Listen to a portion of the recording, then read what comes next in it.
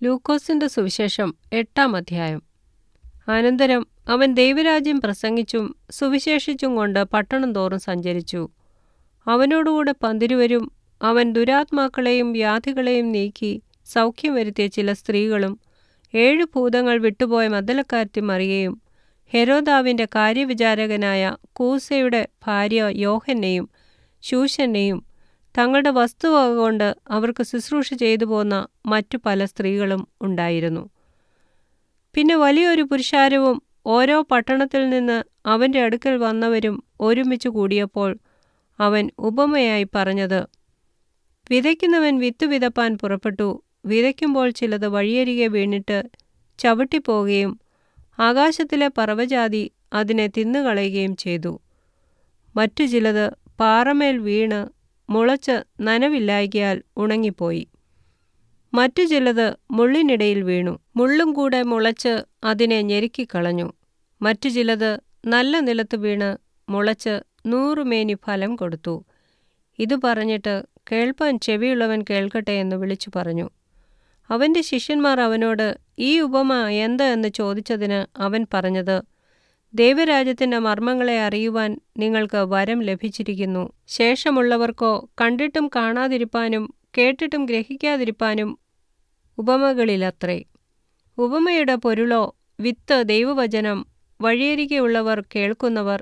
എങ്കിലും അവർ വിശ്വസിച്ച് രക്ഷിക്കപ്പെടാതിരിപ്പാൻ പിശാച് വന്ന് അവരുടെ ഹൃദയത്തിൽ നിന്ന് വചനം എടുത്തുകളയുന്നു. പാറമേലുള്ളവരോ കേൾക്കുമ്പോൾ വചനം സന്തോഷത്തോടെ കൈക്കൊള്ളുന്നവർ. എങ്കിലും അവർക്ക് വേരില്ല. അവർ തൽക്കാലം വിശ്വസിക്കുകയും പരീക്ഷാസമയത്ത് പിൻവാങ്ങിപ്പോകുകയും ചെയ്യുന്നു. മുള്ളിനിടയിൽ വീണതോ കേൾക്കുന്നവരെങ്കിലും പോയി ചിന്തകളാലും ധനത്താലും സംസാരഭോഗങ്ങളാലും ഞെരുങ്ങി പൂർണ്ണമായി ഫലം കൊടുക്കാത്തവരത്രേ. നല്ല മണ്ണിലുള്ളതോ വചനം കേട്ട് ഗുണമുള്ള നല്ല ഹൃദയത്തിൽ സംഗ്രഹിച്ച് ക്ഷമയോടെ ഫലം കൊടുക്കുന്നവർ തന്നെ. വിളക്ക് കൊളുത്തിയിട്ട് ആരും അതിനെ പാത്രം കൊണ്ട് മൂടുകയോ കട്ടിൻ കീഴെ വെക്കുകയോ ചെയ്യാതെ അകത്തു വരുന്നവർ വെളിച്ചം കാണേണ്ടതിന് തണ്ടിന്മേലത്രേ വയ്ക്കുന്നത്. വെളിപ്പെടാതെ ഗൂഢമായതൊന്നുമില്ല, പ്രസിദ്ധമായി വെളിച്ചത്ത് വരാതെ മറവായിരിക്കുന്നതും ഒന്നുമില്ല. ആകയാൽ നിങ്ങൾ എങ്ങനെ കേൾക്കുന്നു എന്ന് സൂക്ഷിച്ചുകൊള്ളുവീൻ. ഉള്ളവന് കിട്ടും, ഇല്ലാത്തവനോടോ ഉണ്ടെന്ന് തോന്നുന്നതും കൂടെ എടുത്തുകളയും. അവന്റെ അമ്മയും സഹോദരന്മാരും അവന്റെ അടുക്കൽ വന്നു. പുരുഷാര നിമിത്തം അവനോട് അടുപ്പാൻ കഴിഞ്ഞില്ല. നിന്റെ അമ്മയും സഹോദരന്മാരും നിന്നെ കാൺമാൻ ഇച്ഛിച്ചുകൊണ്ട് പുറത്തു നിൽക്കുന്നു എന്ന് ചിലർ അവനോട് അറിയിച്ചു. അവരോടവൻ: എൻ്റെ അമ്മയും സഹോദരന്മാരും ദൈവവചനം കേട്ട് ചെയ്യുന്നവരത്രേ എന്ന് ഉത്തരം പറഞ്ഞു. ഒരു ദിവസം അവൻ ശിഷ്യന്മാരുമായി പടകിൽ കയറി നാം തടാകത്തിന്റെ അക്കരെ പോക എന്ന് അവരോട് പറഞ്ഞു. അവർ നീക്കി ഓടുമ്പോൾ അവൻ ഉറങ്ങിപ്പോയി. തടാകത്തിൽ ഒരു ചുഴലിക്കാറ്റുണ്ടായി. പടകിൽ വെള്ളം നിറഞ്ഞിട്ട് അവർ പ്രാണഭയത്തിലായി അടുക്കൽ ചെന്നു. നാഥാ, നാഥാ, ഞങ്ങൾ നശിച്ചു പോകുന്നു എന്ന് പറഞ്ഞ് അവനെ ഉണർത്തി. അവൻ എഴുന്നേറ്റ് കാറ്റിനെയും വെള്ളത്തിന്റെ കോപത്തെയും ശാസിച്ചു. അവ അമർന്ന് ശാന്തതയുണ്ടായി. പിന്നെ അവരോട് നിങ്ങളുടെ വിശ്വാസം എവിടെ എന്ന് പറഞ്ഞു. അവരോ ഭയപ്പെട്ടു. ഇവനാർ? അവൻ കാറ്റിനോടും വെള്ളത്തോടും കൽപ്പിക്കുകയും അവ അനുസരിക്കുകയും ചെയ്യുന്നു എന്ന് തമ്മിൽ പറഞ്ഞ് ആശ്ചര്യപ്പെട്ടു. അവർ ഗലീലയ്ക്ക് നേരെയുള്ള ഗെരസേന്യ ദേശത്തണഞ്ഞു. അവൻ കരയ്ക്കിറങ്ങിയപ്പോൾ ബഹുകാലമായി ഭൂതങ്ങൾ ബാധിച്ചൊരു മനുഷ്യൻ പട്ടണത്തിൽ നിന്ന് വന്ന് എതിർപ്പെട്ടു. അവൻ ബഹുകാലമായി വസ്ത്രം ധരിക്കാതെയും വീട്ടിൽ പാർക്കാതെയും ശവക്കല്ലറകളിൽ അത്രേ ആയിരുന്നു.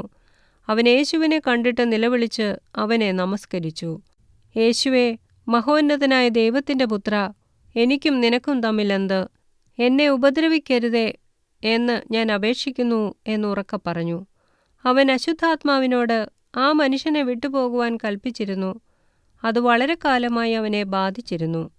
അവനെ ചങ്ങലയും വിലങ്ങുമിട്ട് ബന്ധിച്ച് സൂക്ഷിച്ചിരുന്നിട്ടും അവൻ ബന്ധനങ്ങളെ തകർക്കുകയും ഭൂതം അവനെ കാടുകളിലേക്ക് ഓടിക്കുകയും ചെയ്യും. യേശു അവനോട് നിന്റെ പേരെന്ത് എന്ന് ചോദിച്ചു. അനേകം ഭൂതങ്ങൾ അവനെ ബാധിച്ചിരുന്നതുകൊണ്ട് ലഗ്യോൻ എന്നവൻ പറഞ്ഞു. പാതാളത്തിലേക്ക് പോകുവാൻ കൽപ്പിക്കരുത് എന്ന് അവ അവനോട് അപേക്ഷിച്ചു. അവിടെ മലയിൽ വലിയൊരു പന്നിക്കൂട്ടം മേഞ്ഞുകൊണ്ടിരുന്നു. അവയിൽ കടപ്പാൻ അനുവാദം തരേണം എന്ന് അവനോട് അപേക്ഷിച്ചു. അവൻ അനുവാദം കൊടുത്തു. ഭൂതങ്ങൾ ആ മനുഷ്യനെ വിട്ട് പന്നികളിൽ കടന്നപ്പോൾ കൂട്ടം കടുംതൂക്കത്തൂടെ തടാകത്തിലേക്ക് പാഞ്ഞ് വീർപ്പുമുട്ടി ചത്തു. ഈ സംഭവിച്ചത് മേയ്ക്കുന്നവർ കണ്ടിട്ട് ഓടിപ്പോയി പട്ടണത്തിലും നാട്ടിലും അറിയിച്ചു. സംഭവിച്ചത് കാണ്മാൻ അവർ പുറപ്പെട്ട് യേശുവിൻ്റെ അടുക്കൽ വന്നു. ഭൂതങ്ങൾ വിട്ടുപോയ മനുഷ്യൻ വസ്ത്രം ധരിച്ചും സുബോധം പൂണ്ടും യേശുവിൻ്റെ കാൽക്കൽ ഇരിക്കുന്നത് കണ്ട് ഭയപ്പെട്ടു. ഭൂതഗ്രസ്തന് സൗഖ്യം വന്നത് എങ്ങനെയെന്ന് കണ്ടവർ അവരോടറിയിച്ചു. ഗെരസേന്യ ദേശത്തിലെ ജനസമൂഹമെല്ലാം ഭയപരവശരായി തങ്ങളെ വിട്ടുപോകണം എന്നവനോട് അപേക്ഷിച്ചു. അങ്ങനെ അവൻ പടക് കയറി മടങ്ങിപ്പോന്നു. ഭൂതങ്ങൾ വിട്ടുപോയ ആൾ അവനോടുകൂടെ ഇരിപ്പാൻ അനുവാദം ചോദിച്ചു. അതിന് അവൻ, നീ വീട്ടിൽ മടങ്ങിച്ചെന്ന് ദൈവം നിനക്ക് ചെയ്തതൊക്കെയും അറിയിക്ക എന്ന് പറഞ്ഞ് അവനെ അയച്ചു. അവൻ പോയി യേശു തനിക്ക് ചെയ്തതൊക്കെയും പട്ടണത്തിലെല്ലായിടവും അറിയിച്ചു. യേശു മടങ്ങി വന്നപ്പോൾ പുരുഷാരം അവനെ സന്തോഷത്തോടെ കൈക്കൊണ്ടു. അവർ എല്ലാവരും അവനായിട്ട് കാത്തിരിക്കുകയായിരുന്നു. അപ്പോൾ പള്ളിപ്രമാണിയായ യായിറോസ് എന്നു പേരുള്ള ഒരു മനുഷ്യൻ വന്ന് യേശുവിൻ്റെ കാൽക്കൽ വീണു. അവൻ ഏകദേശം 12 വയസ്സുള്ള ഏകജാതയായൊരു മകളുണ്ടായിരുന്നു. അവൾ മരിപ്പാറായതുകൊണ്ട് തൻ്റെ വീട്ടിൽ വരേണം എന്നവനോട് അപേക്ഷിച്ചു. അവൻ പോകുമ്പോൾ പുരുഷാരം അവനെ തിക്കിക്കൊണ്ടിരുന്നു.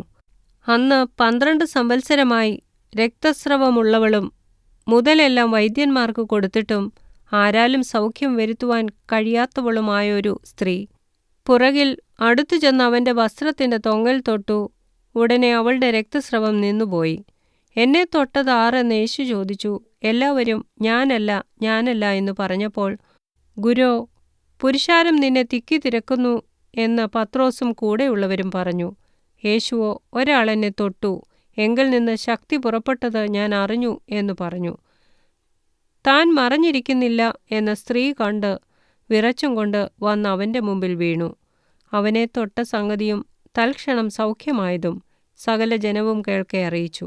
അവൻ അവളോട്, മകളെ, നിന്റെ വിശ്വാസം നിന്നെ രക്ഷിച്ചിരിക്കുന്നു, സമാധാനത്തോടെ പോക എന്ന് പറഞ്ഞു.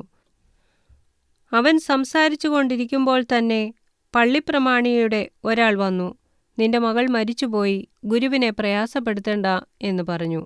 യേശു അത് കേട്ടാറെ, ഭയപ്പെടേണ്ട, വിശ്വസിക്കുക മാത്രം ചെയ്യുക, എന്നാൽ അവൾ രക്ഷപ്പെടും എന്നവനോട് ഉത്തരം പറഞ്ഞു. വീട്ടിലെത്തിയാറെ പത്രോസ്, യോഹന്നാൻ, യാക്കോബ് എന്നിവരെ, ബാലയുടെ അപ്പനെയും അമ്മയെയും അല്ലാതെ ആരെയും അവൻ തന്നോടുകൂടെ അകത്തു വരുവാൻ സമ്മതിച്ചില്ല. എല്ലാവരും അവളെ ചൊല്ലി കരയുകയും മുറയിടുകയും ചെയ്യുമ്പോൾ, കരയേണ്ട, അവൾ മരിച്ചില്ല, ഉറങ്ങുന്നത്രേ എന്നവൻ പറഞ്ഞു. അവരോ അവൾ മരിച്ചുപോയി എന്നറിക കൊണ്ട് അവനെ പരിഹസിച്ചു. എന്നാൽ അവൻ അവളുടെ കൈക്ക് പിടിച്ചു, ബാലേ, എഴുന്നേൽക്ക എന്നവളോട് ഉറക്കെ പറഞ്ഞു. അവളുടെ ആത്മാവ് മടങ്ങി വന്നു. അവൾ ഉടനെ എഴുന്നേറ്റു. അവൾക്ക് ഭക്ഷണം കൊടുപ്പാൻ അവൻ കൽപ്പിച്ചു. അവളുടെ അമ്മയപ്പന്മാർ വിസ്മയിച്ചു. സംഭവിച്ചത് ആരോടും പറയരുതെന്ന് അവൻ അവരോട് കൽപ്പിച്ചു.